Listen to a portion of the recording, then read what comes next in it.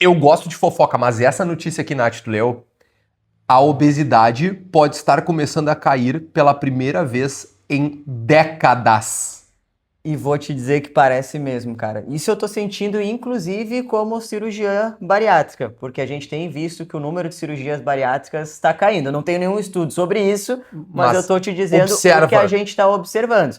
A gente tem prescrito mais as canetas, e isso tem gerado uma perda de peso, mas tem alguns pacientes que a gente sabe que também não dá para ficar indicando sempre as canetinhas emagrecedoras e que a bariátrica teria o melhor resultado. Mas que a gente está vendo a obesidade cair, a gente está vendo. É, isso eu tenho uma percepção muito mais de que isso em algum momento tinha que acontecer. Com certeza. Nath, em 2002 a gente teve a obesidade considerada uma epidemia. Sim. De lá para cá e ao longo dos anos a gente teve outras, claro, relacionadas às vezes a doenças infecciosas ou enfim, né, ao longo dos anos. Mas a única epidemia que nunca fez isso aqui Sim. foi a obesidade.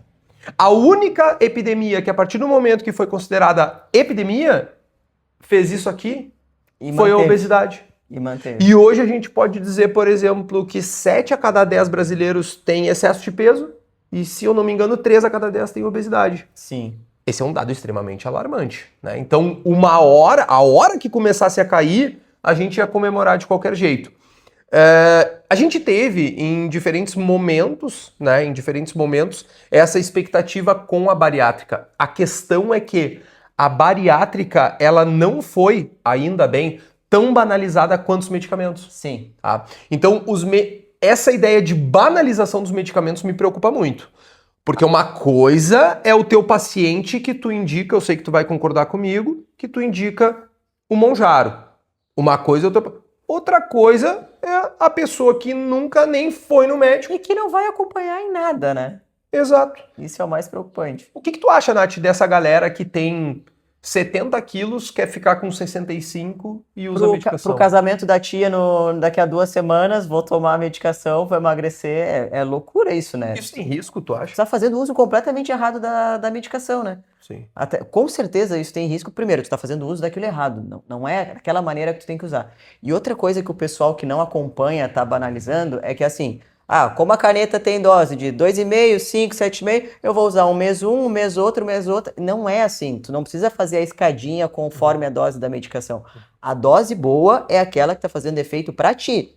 Então, se eu estou perdendo peso ou estou tendo um emagrecimento legal, não estou tendo tantos efeitos colaterais com uma dose de 5, a dose de 5 é para mim. Não tem por que eu aumentar aquilo para 7,5 porque a vizinha aumentou.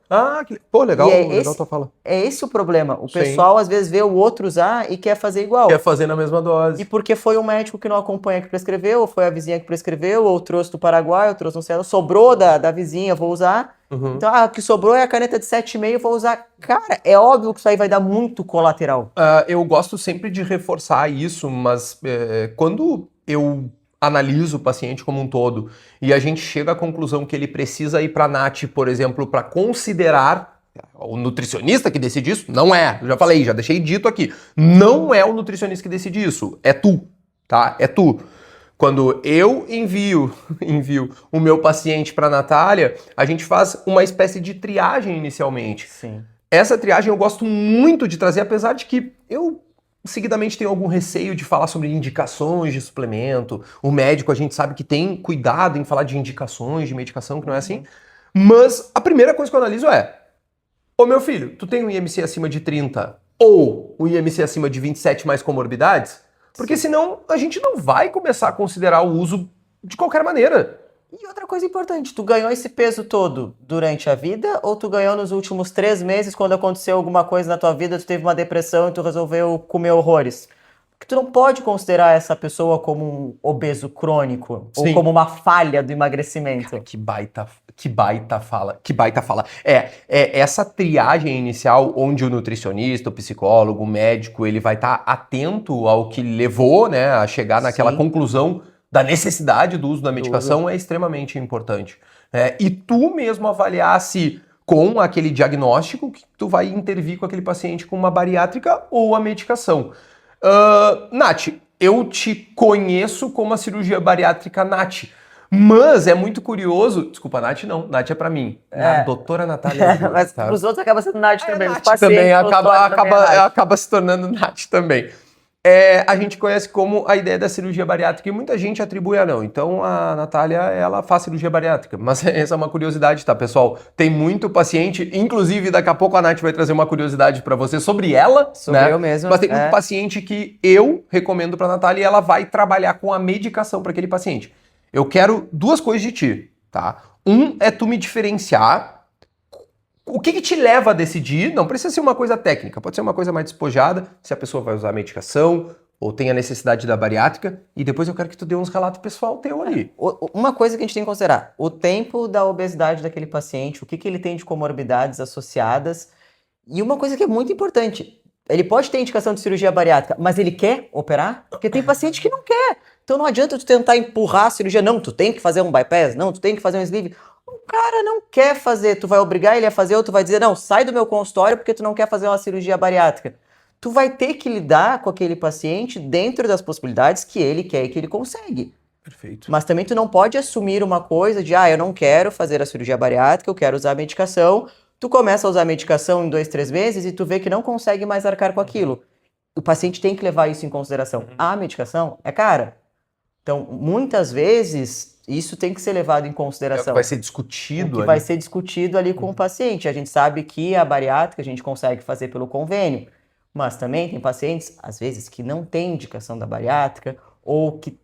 Por exemplo, ele tem que saber que ele vai ter gastos e tem que ter responsabilidades como um polivitamínico. Ele vai ter que usar o resto da vida aquilo ali. Exatamente. Ele não pode ser uma pessoa desleixada que não vai usar nada. Então ele tem que ter essa responsabilidade com ele.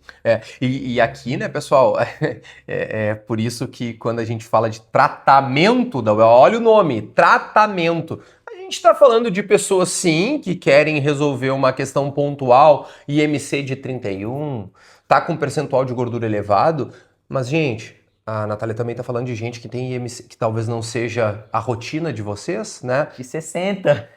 Exatamente, né? Então, acho que vocês entenderam que as coisas não são tão resolvidas tão fácil como se parece. A gente opera um IMC 45 como opera um IMC 58, Exatamente. Né? E são pessoas completamente diferentes.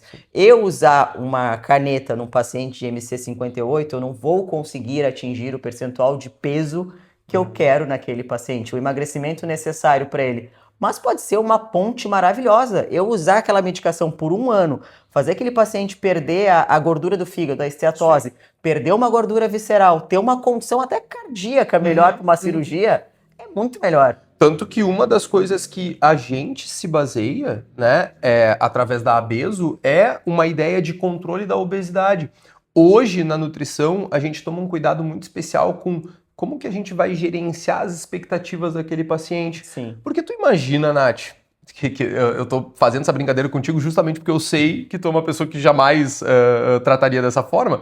Imagina tu chegar para um paciente com IMC de 58, tá? Então tu imagina o IMC de 58 que nem tu exemplificou, o peso daquele cara, né? Mesmo que ele tenha 2 metros, tu imagina o peso daquele cara, né? E tu dizer para essa pessoa, né, para esse homem ou para essa mulher, o seguinte, agora a gente vai buscar um IMC de 25. Impossível. Ali tu destruiu a cabeça da pessoa. Tu criou uma expectativa que ele não vai conseguir atingir, tu vai frustrar ele por isso. Exatamente. Tu vai criar uma frustração naquele paciente. Hoje, Nath, a gente fala muito na nutrição de uma ideia de, que tu pontuou muito bem, obesidade, doença crônica, né? Ou seja, a gente entende que mesmo o paciente que tem 130 chegou nos 80, ele é um paciente com aquilo que a gente chama de obesidade controlada. Sim. Ele não é um paciente com eutrofia. Eutrofia que a gente fala, né, galera, é um paciente que está dentro do peso. Ele é um paciente com... E literalmente, a classificação desse paciente é um paciente com obesidade controlada. Porque o cuidado todo que ele tem a partir dali não é mais um gominho do abdômen. É como que ele não vai reganhar peso. E a gente sabe que tem uma chance de reganho em qualquer dos métodos, inclusive no método cirúrgico. Então o paciente tem que saber que ele vai ter esse reganho, às vezes de uns 10% do peso, que não é o fim do mundo, é o esperado. É o esperado. Então a gente tem que ser muito claro com isso na consulta. E isso que tu comentou também é algo que eu sempre digo. Eu não quero que tu vire a Miss Brasil, eu não quero que tu seja o Mister Universo, eu não tô com uma expectativa que tu seja alguém com IMC 20. A expectativa pra ti é chegar num sobrepeso. Não é ter um IMC 19, 20. Sim, E sim. a pessoa tem que ter essa realidade, porque às vezes ele pensa que fazendo a bariátrica, não, daqui a 2 anos eu vou estar concorrendo ao Mister Universo. Sim, sim, sim. Hoje a gente tem bons pesquisadores na área da obesidade, inclusive o maior, fica a curiosidade, o maior pesquisador da obesidade hoje, ele não é nem médico, nem nutricionista, nem ele é físico. É matemático, mais especificamente, porque ele trabalha com cálculos, cálculos dinâmicos de emagrecimento. É bem interessante, inclusive, é o Kevin Hall. Dali, ele desenvolveu vários métodos de cálculo. E uma das coisas que ele traz sobre os trabalhos que ele faz com relação à obesidade é isso. Claramente, existem alguns problemas que são os problemas que respondem o porquê que cada vez tem mais gente com obesidade no mundo. O primeiro deles é, os profissionais não sabem gerenciar a expectativa. Sim. Não sabem gerenciar a expectativa. Meu pacientinho, se tu tem 150 quilos, eu preciso te falar que o nosso objetivo, eu não posso trazer para aquele paciente que é ele ficar com 70 quilos. Sim. Entende? Ah, mas é impossível disso acontecer? Não. Não. Mas se eu trabalhar com essa ideia, eu basicamente tô fugindo de um resultado real que aquele paciente pode chegar. E uma pessoa frustrada é uma pessoa que tem grande chance de se perder no meio do caminho. Exatamente. Nath, e se tu quiser complementar minha fala, tu fica bem à vontade, mas eu vou fechar esse vídeo com um dado que responde tudo que a gente está falando aqui a respeito de por que é tão difícil o tratamento, tá? Para vocês terem uma ideia, eu citei o Kevin Hall, né, que é hoje considerado, se não o maior, um dos maiores, junto com o Gu, com o Esther Tepp, são caras que trabalham na linha, mas ele mais obesidade mesmo, né? Tanto que ele é vinculado ao NIDK, né, dos Estados Unidos, enfim. Onde ele traz o seguinte, 1 a cada 10 tentantes conseguem perder, olha o dado que eu vou te trazer, 10% do peso corporal total. É tipo uma pessoa de 150 quilos perder 15 quilos e manter por no mínimo 1 ano. Aí os outros 9 não conseguem. É muito, muito difícil, muito complicado. E eu sei como paciente, como tua paciente, inclusive, né? Que há 2 anos e meio eu perdi 25, 26 quilos. E a briga é não voltar esse peso. E esse é o maior problema, cara. E eu fui uma pessoa que a vida inteira, desde a época do Victoza, das outras medicações mais antigas, eu usei medicação também.